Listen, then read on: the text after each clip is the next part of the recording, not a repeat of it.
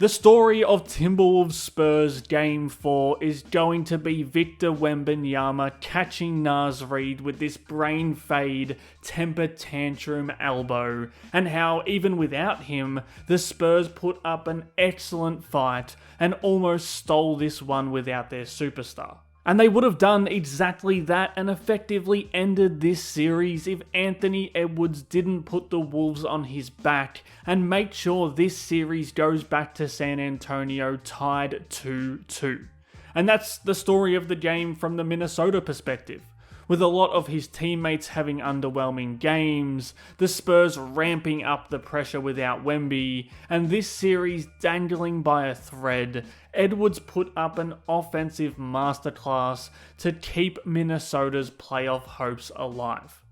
Now, saying Ant played a simple game isn't the right wording, but he did play the game that the defensive coverages demanded of him. Because the coverages were intense.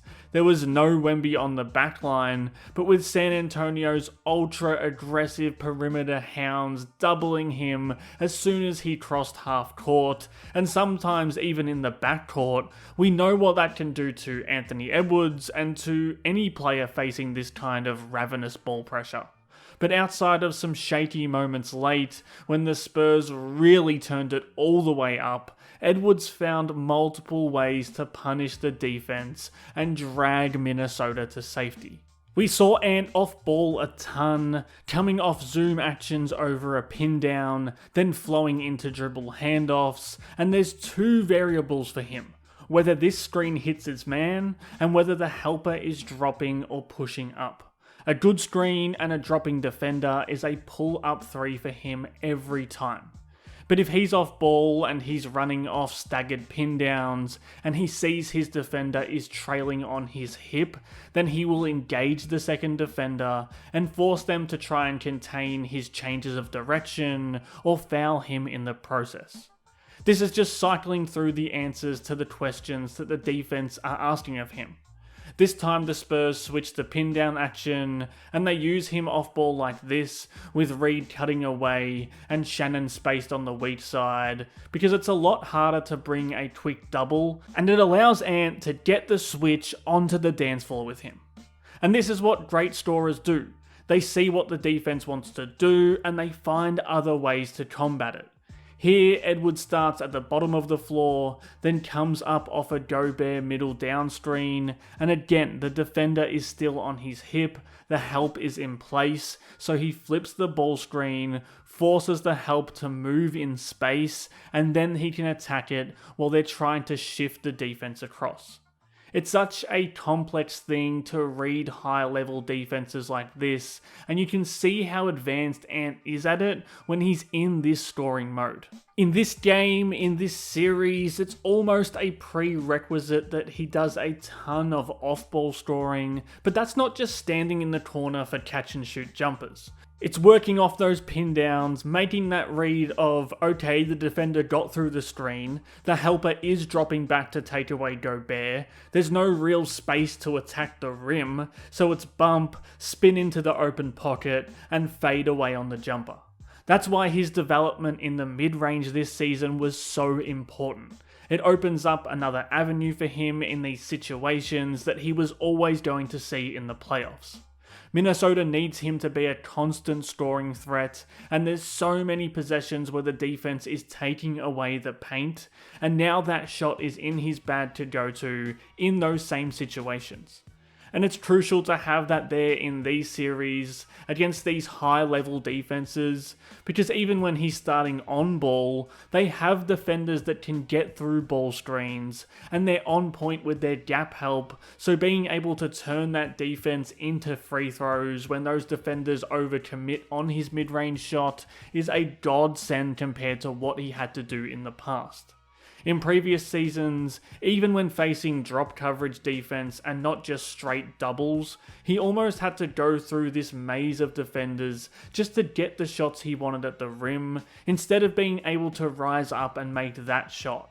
And when you combine that with the fact that if the point of attack defender does get chipped on the screen and the help is sitting too deep in drop, that he has that walk up 3-ball off the bounce, you get nights like this, where with or without Wemby he was scoring on his own terms without ever going outside the lines of what his strengths are as a bucket getter. Now I think if the Wolves are going to pull out this series, he's going to need some of his teammates to come along with him a little more, but they're also just going to need this version of Ant all the way through. And for the past 2 games, we've seen that.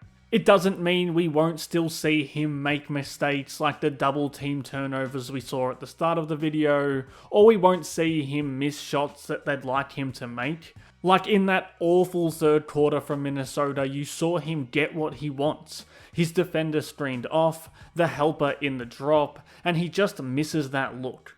But the shot selection process needs to be consistent, and I think in this game it was really sharp, even when things were going haywire for the Wolves throughout that whole third quarter pretty much. And of course, because of the way the Spurs are defending him, the passing needs to be there as well. If it's really strong gap help, he needs to get off it quickly, and guys like Julius Randle need to start making these shots way more consistently, so the Spurs do feel a little less inclined to send the help the same as that next time. Ant wasn't blameless in Minnesota's kind of lackluster performance without Wemby there by any means, but there were too many possessions where they didn't take advantage of the aggressive coverages that he passed out of. When it worked, when they were able to get the Spurs defense into scramble mode and make extra passes to find open looks, you could see how they were able to break that ultra aggressive defensive scheme. It's not as easy when Wemby's there, but they're still doubling there when he's playing, and we've still seen Minnesota punish that when they can execute on the backside after Ant gets off the ball. Even if he's legit getting doubled in the backcourt, he needs to trust that his teammates can win the 4-on-3 battle, and they need to do it. It's not like he's breaking the defense with outlier playmaking by getting off the ball in those situations, but if it's the right read, it's a way home for Minnesota offensively if they can execute out of it. And what I thought was really impressive in this game particularly was how he combined all of these things late in the game. When the doubles were still swarming him, he was able to find the release valves within that defensive scheme, but then still be the guy who comes off the handoff, sees the help too far back, and then gets into his pull-up game out of that original double. Or instead of always settling for the pass out of the double, if it's coming from the wrong angle, he was able to flex away from it and get downhill for crucial free throws. Unfortunately for him and his knees, this is what is required from Anthony Edwards against a really impressive Spurs defense. But now with the series at 2-2, there's a live chance for him to do it, and the evidence is there for 2 straight games that he's starting to put the puzzle pieces of that defense together in order to beat it. If you liked this video and want to see more like it coming up during the postseason and beyond, subscribe to the channel, like the video, and give me your takes on this game in the comments below. Thanks again for watching.